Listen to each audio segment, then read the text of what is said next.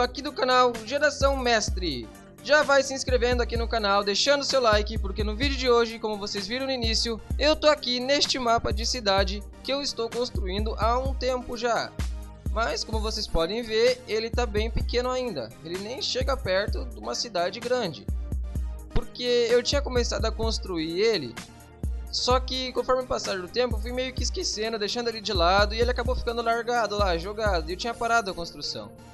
Mas minha ideia é retomar a construção. Eu vou mostrar aqui pra vocês que tem bastante coisa construída já, ele tá até bem legal.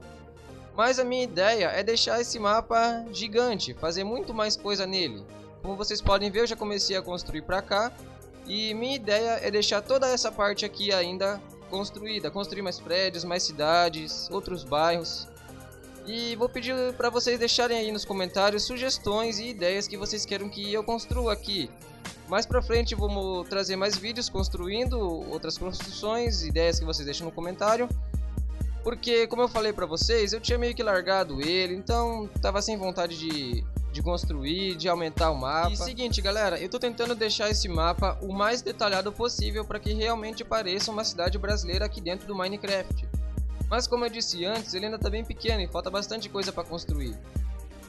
Eu vou estar deixando na descrição o link para download desse mapa do jeito que ele tá aqui.